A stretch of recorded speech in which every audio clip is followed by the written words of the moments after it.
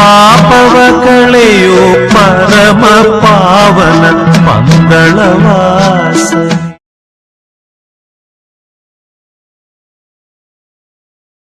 ಸ್ವಾಮಿಯೇ ಶರಣಮಯ್ಯಪ್ಪ.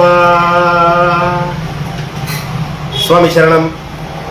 ಶಬರಿಮಲೆಯಲ್ಲಿ ಮತ್ತು ಆ ಭಗವಂತನ ವಿಚಾರಧಾರಕ್ಕೆ ಸಂಬಂಧಿಸಿದಂತೆ ತಕ್ಷಣದಲ್ಲಿ ಆಗುವಂತಹ ಅಪ್ಡೇಟ್ ವಿಚಾರಗಳನ್ನು ನೀಡುವ ಪ್ರಯತ್ನ ಈ ನಿಮ್ಮ VSS ಮೀಡಿಯಾ ಆನ್ಲೈನ್ ಚಾನಲ್ ಮತ್ತು ಮಣಿಕಂಠನ ಮಹಿಮೆ ಫೇಸ್ಬುಕ್ ಪೇಜ್ನಲ್ಲಿ ಮಾಡ್ತಾ ಬಂದಿದ್ದೀವಿ. ಅದರಲ್ಲಿ ಕೆಲವೊಂದು ಲೋಪದೋಷಗಳು ಇರಬಹುದು, ಅದನ್ನು ತಿದ್ದಿ ಇಂದಿನ ಒಂದು ತಕ್ಷಣದ ಒಂದು ಡೆವಲಪ್ಮೆಂಟ್ ಅಂತ ಅನ್ಬೋದು, ಅಥವಾ ಬೆಳವಣಿಗೆ ಅನ್ಬೋದು, ಅಥವಾ ಅಪ್ಡೇಟ್ ಅನ್ಬೋದು.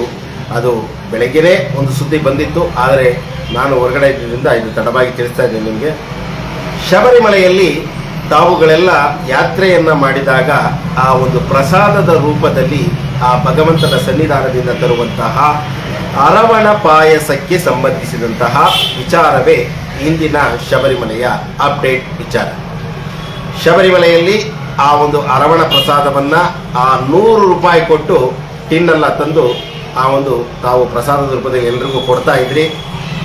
ಆ ಒಂದು ಪ್ರಸಾದವನ್ನ ಈ ಒಂದು ಪ್ರಸಾದ ವಿಚಾರದಲ್ಲಿ 10 ಹಲವು ಟೀಕೆಗಳು ಟಿಪ್ಪಣಿಗಳು ಎಲ್ಲ ನಡೀತಾ ಇತ್ತು. ಏನು ಅಂದರೆ ಆ ಒಂದು ಯಾಲಕ್ಕಿಯ ವಿಚಾರ ಇರಬಹುದು, ಅಥವಾ ಕೋರ್ಟ್ ಅದರ ಬಗ್ಗೆ ಒಂದೆಲ್ಲ ತಗೊಂಡಿತ್ತು.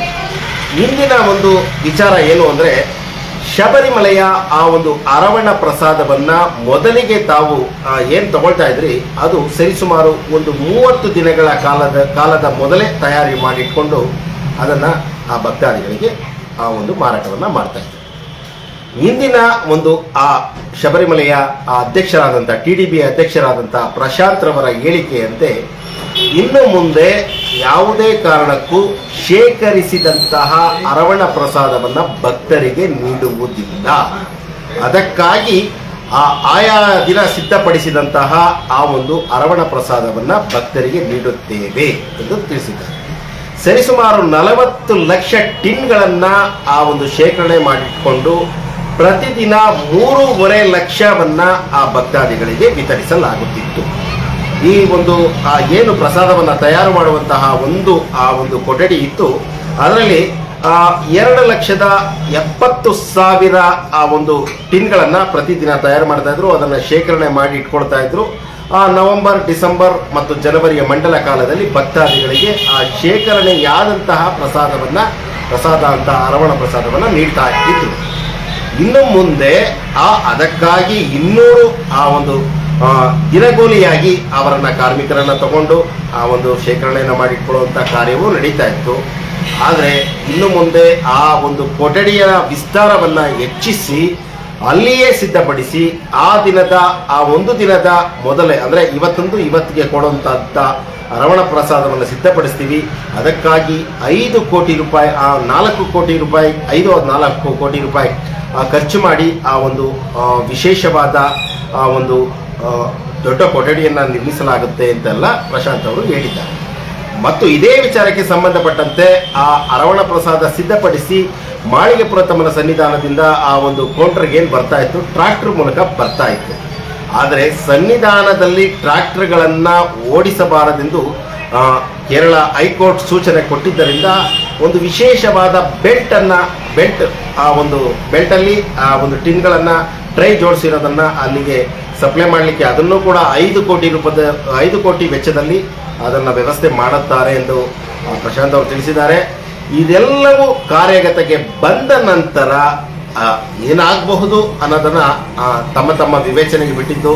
ಅರವಣ ಪ್ರಸಾದ 100 ರೂಪಾಯಿ ಇದ್ದಿದ್ದು ವೆಚ್ಚ ಹೆಚ್ಚಾಗಬಹುದು, ಅಂದರೆ ಅದರ ದರ ಹೆಚ್ಚಾಗಬಹುದು. ನಾನು ಹೆಚ್ಚಾಗುತ್ತೆ ಅಂತ ಅವರು ಖಂಡಿತವಾಗಿ ತಿಳಿಸಿಲ್ಲ. ಈ ಎಲ್ಲ ಒಂದು ನಿಮಗೆ ಆ ಒಂದು ಏನು ಮ್ಯಾನುಫ್ಯಾಕ್ಚರ್ ಮಾಡಿ ಇಟ್ಟುಕೊಂಡು ಶೇಖರಣೆ ಮಾಡಿರುವಂತಹ ಪ್ರಸಾದವನ್ನು ವಿತರಿಸಿದೆ, ಫ್ರೆಶ್ ಆಗಿ ಅಲ್ಲಿ ಕೊಡ್ತಾ ಇದ್ದೀವಿ. ಅದಕ್ಕಾಗಿ ಮತ್ತು ಕೆಲವೊಂದು ವೆಚ್ಚಗಳು ಹೆಚ್ಚಾಗಿದೆ ಅನ್ನೋದನ್ನು 100ರಿಂದ 125 ರೂಪಾಯಿ ಮಾಡಬಹುದು ಅಥವಾ 100 ರೂಪಾಯಿಗೆ ನೀಡಬಹುದು. ನಾವು ಇದನ್ನು ಒಂದು ಬಹುದು ಅಂತ ಒಂದು ಊಹೆಯನ್ನು ಮಾಡ್ಕೊಂಡು ಹೇಳ್ತಾ ಇದ್ದೀವಿ ಹೊರತು ಅದು ಯಾರು ಕೂಡ ಅವ್ರು ಹೇಳಿಲ್ಲ.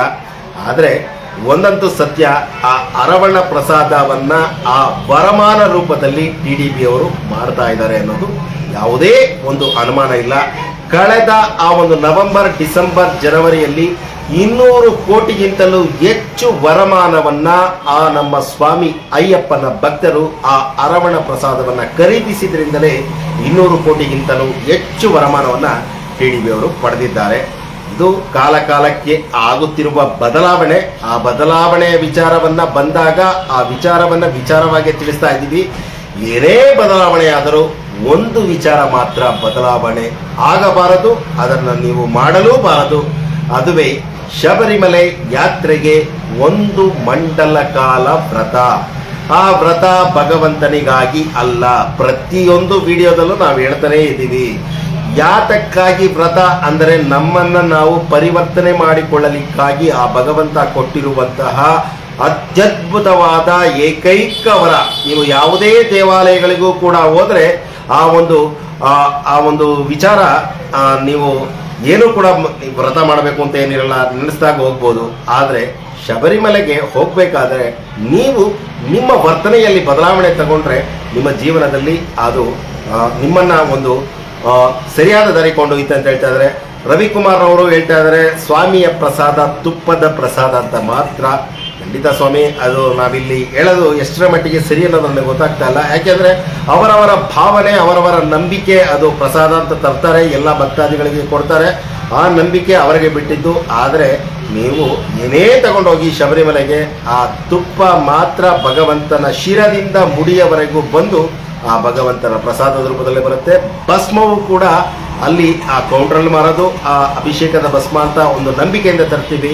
ಯಾರು ಆ 3 ಭಸ್ಮ ಅಂದರೆ ಸನ್ನಿಧಾನ ತೆಗೆದಾಗ ದೊರಕುವ ಪ್ರಸಾದ ಸಾಕ್ಷಾತ್ ಭಗವಂತನ ಮೇಲಿರುವಂತಹ ಪ್ರಸಾದ ಅಂತ ತಗೊಳ್ತೀವಿ. ನಂಬಿಕೆಯೇ ದೇವರು. ಆ ನಂಬಿಕೆ ಎಲ್ಲದರಲ್ಲೂ ನಂಬಿಕೆ ಇಟ್ಕೊಂಡಾಗ ಖಂಡಿತವಾಗಿ ದೇವರು ಇರುತ್ತೆ. ತುಪ್ಪವೂ ಪ್ರಸಾದವೇ. ಅರವಣ ಪ್ರಸಾದವನ್ನು ನಂಬಿಕೆಯಿಂದ ನಾವು ಪ್ರಸಾದ ಅಂತ ತಗೊಂಡಾಗ ಅದು ಕೂಡ ಪ್ರಸಾದವೇ. ಆ ಭಗವಂತ ಇಲ್ಲದ ಸ್ಥಳ ಯಾವುದೂ ಇಲ್ಲ. ಸಕಲ ಅಣುರೇಣು ತೃಣಕಾಷ್ಟದಲ್ಲಿ ಪರಿಸರವೇ ಆ ದೇವರಾಗಿರಬೇಕಾದ್ರೆ ನಾವು ಪರಿಸರವನ್ನು ಪ್ರೀತಿಸಬೇಕು. ಆ ಪರಿಸರವನ್ನು ಪ್ರೀತಿಸಲಿಕ್ಕಾಗಿ ಮತ್ತೊಂದು ವಿಚಾರವನ್ನು ಇಲ್ಲಿ ಸೇರಿಸ್ಬಿಡ್ತಾ ಇದ್ದೀನಿ. ನಾವು ಪ್ಲಾಸ್ಟಿಕ್ ಮುಕ್ತ ಇರುಮುಡಿಯನ್ನು ತೆಗೆದುಕೊಂಡು ಹೋಗಬೇಕು. ಇದು ಕೂಡ ಕೋರ್ಟು ಆದೇಶ ನೀಡಿದೆ. ಎಲ್ಲವೂ ಕೋರ್ಟ್ ಆದೇಶ ನೀಡಿ ಒಂದು ಯಾತ್ರಿಕರನ್ನ ನಿಯಂತ್ರಣ ಮಾಡುವ ಮಟ್ಟಿಗೆ ನಾವು ಶಬರಿಮಲೆ ಯಾತ್ರೆಯನ್ನು ಒಂದು ಸಂಕುಚಿತ ಮನೋಭಾವನೆಯಿಂದ ಮಾಡ್ತಾ ಇದ್ದೀವಾ ಅಂತ ನಾವೇ ಪ್ರಶ್ನೆಗೆ ತಗೋಬೇಕು. ಯಾಕೆಂದರೆ ಒಂದು ಪುಣ್ಯಕ್ಷೇತ್ರ, ಆ ಪುಣ್ಯಕ್ಷೇತ್ರವನ್ನು ಪುಣ್ಯದ ಆ ಒಂದು ಪಥವಾಗಿ ನಾವು ಕಾಣಬೇಕು ಅಂದರೆ ನಾವು ನಮ್ಮನ್ನು ಸರಿಯಾಗಿ ತಿದ್ದಿ ನಡೆದುಕೊಂಡು ಮತ್ತು ಸರಿಯಾಗಿ ವ್ಯವಸ್ಥೆಗೆ ನಡಿಬೇಕು. ಆಗ ಮಾತ್ರ ಆ ಶಬರಿಮಲೆಯ ಆ ಒಂದು ತತ್ವವನ್ನು ಅರ್ಥಕೊಂಡು ತತ್ವಮಸಿ ಎಂಬ ಆ ಒಂದು ಮಹೋನ್ನತವಾದ ವಿಚಾರ ನಮ್ಮೆಲ್ಲರಿಗೂ ತಿಳುವಳಿಕೆ ಆಗುತ್ತೆ. ಸತ್ಯವಾದ ಹೊನ್ನು 18 ಮೆಟ್ಟಿಲಲ್ಲಿ ಆ ಮೆಟ್ಟಿಲ ಮೇಲೇರಿ ಆ ಭಗವಂತ ಚಿನ್ಮಯ ರೂಪನನ್ನು ಕಾಣಬೇಕು ಅಂದರೆ ಒಂದು ಮಂಡಲ ಕಾಲ ವ್ರತ ಇರಬೇಕು. ಆದರೆ ಕೆಲವೊಂದು ಅಭಿಪ್ರಾಯಗಳು ಏನು ಬರ್ತಾ ಇದೆ, ಸ್ವಾಮಿ ಮೆಟ್ಲತ್ತಕ್ಕೆ ಮಾತ್ರ ಮಂಡಲ ಕಾಲ ವ್ರತ, ನಾವು ಸಿವಿಲಲ್ಲಿ ದರ್ಶನ ಹೋಗ್ತೀವಿ, ನಾವು ಬೇರೆ ದಾರಿಲಿ ಹೋಗಿ ಭಗವಂತನ ಕಾಣ್ಕೊಂಡ್ಬಿಡ್ತೀವಿ, ಅಲ್ಲಿಗೆ ನಾವು ವ್ರತ ಮಾಡದೇ ಇದ್ರೂ ಆಗುತ್ತಾ ಅಂತ ಪ್ರಶ್ನೆಗಳು ಉದ್ಭವಿಸ್ತಾ ಇದೆ. ಅದು ನಾನು ಇಲ್ಲಿ ಒಂದೇ ಒಂದು ವಿಚಾರ, ನಾವು 1ನೇ ಕ್ಲಾಸಿಂದ 2ನೇ ಕ್ಲಾಸ್ಗೆ ಹೋಗಬೇಕು ಅಂದರೆ ಆ 1ನೇ ಕ್ಲಾಸಿನ ವರ್ಷ ಮುಗಿಸಿ 2ನೇ ಕ್ಲಾಸ್ಗೆ ಹೋಗಬೇಕು, ಅದು ನಿಯಮ. ಸ್ವಾಮಿ ನಾನು ಬೇರೆ ವೃತ್ತಿಯಲ್ಲಿ ಹೋಗ್ತೀನಿ ಅಂತಂದರೆ ಅದು ಆಗಲ್ಲ.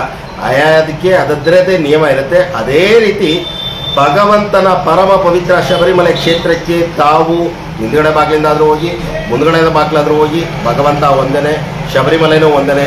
ಹಿಂದುಗಡೆಯಿಂದ ಬಾಗಿಲು ಹೋದಾಗ ನೀವು ಶಬರಿಮಲೆನ ಬೇರೆ ಹೆಸರಿಂದ ಏನು ಕರೆಯಲಿಲ್ಲ, ಶಬರಿಮಲೆ ಅಂತಲೇ ಕರೆಯೋದು, ಆ ಪುಣ್ಯದ ಪಥ ಅಂತಲೇ ಕರೆಯೋದು, ಪಂಪಾದಲ್ಲೇ ಸ್ನಾನ ಮಾಡೋದು. ಅಂತಹ ಒಂದು ಎರಿಮಲೆಯಿಂದ ತಾವು ದಾಟಬೇಕಾದ್ರೆ 1 ಮಂಡಲ ಕಾಲ ವ್ರತ ಇರಲೇಬೇಕು.